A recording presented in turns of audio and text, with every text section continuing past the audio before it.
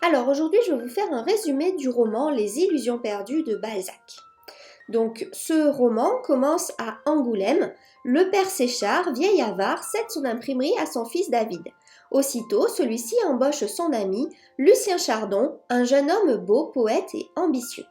David, avec le soutien d'Ève, la sœur de Lucien qui sera bientôt son épouse dévouée, tente de découvrir le secret de la fabrication d'un papier bon marché.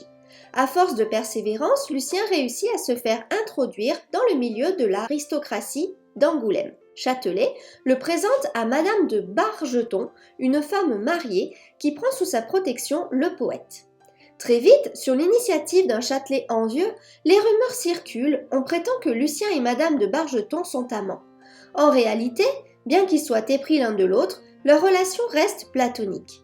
Prétextant un voyage d'affaires à Paris, Madame de Bargeton, accompagnée de Lucien, quitte la province pour rejoindre la capitale où le poète fera assurément carrière. À Paris, les provinciaux déchantent. Le jeune homme peine à s'adapter au mode de vie parisien. Madame de Bargeton, sur les conseils de Châtelet et de Madame d'Espard, abandonne son poète. Malgré sa persévérance, Lucien ne parvient pas à se faire éditer, mais une rencontre bouleverse son parcours.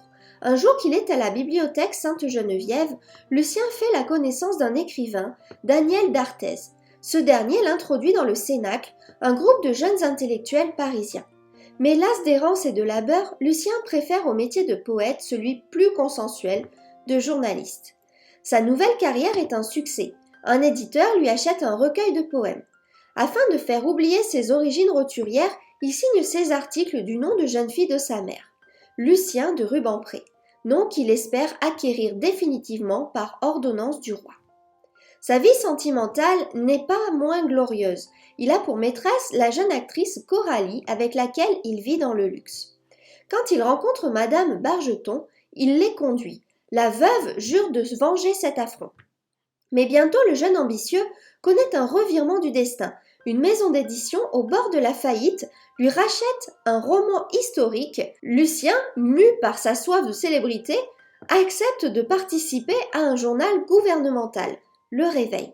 Ses anciens camarades du Cénacle le conspuent. Le journaliste souhaite se servir de sa position de journaliste gouvernemental pour promouvoir la carrière de sa maîtresse en vain. Coralie, évincée par la presse, tombe malade. Le couple est ruiné, Lucien est humilié par ses anciens camarades. La parution de son roman est un tollé. Afin de trouver une issue à sa ruine, Lucien falsifie des billets au nom de David Séchard. Coralie, à nouveau malade, meurt. Accablé et vaincu, Lucien est contraint de rejoindre Angoulême. En chemin, Lucien rencontre un paysan qui lui raconte les mésaventures de David et Ève. Obnubilé par ses recherches, David Séchard laisse la gestion de l'imprimerie à sa femme, mais bientôt l'entreprise est ruinée. Les frères Cointré, concurrents de l'imprimerie, avec la complicité d'un employé des Séchard, Cerizet, parviennent à extorquer le couple. Ils s'approprient le bail de l'imprimerie, ils volent les recherches de David. Acculé de dettes, David est contraint de se cacher. Quand Lucien arrive à Angoulême, il est accueilli par la ville en liesse. Petit Claud, avec l'aide de Madame Bargeton, a tout organisé. Il souhaite atteindre David en se servant de Lucien. On laisse entendre à Lucien que Madame Bargeton est disposée à régler les dettes de l'inventeur. Lucien s'empresse d'écrire une lettre à son ami afin de lui annoncer la bonne nouvelle, mais ses ennemis, Cerizet et Petit Claud, interceptent la missive qu'il remplace. La fausse lettre exhorte David à sortir de sa cachette. Confiant, celui-ci s'exécute, mais il est arrêté par les autorités. Lucien, accusé de trahison, songe à se suicider. Son geste est interrompu par un prêtre espagnol qui lui prête de l'argent afin d'aider son ami. Mais il arrive trop tard. Pendant ce temps, Ève, désespérée, accepte une alliance avec les Cointré. Les dettes de David sont remboursées, le prisonnier est libéré. En contrepartie, David consent à fournir les résultats de ses recherches. Les Cointré deviennent les fournisseurs exclusifs des journaux parisiens. David trouve néanmoins le bonheur aux côtés de sa famille.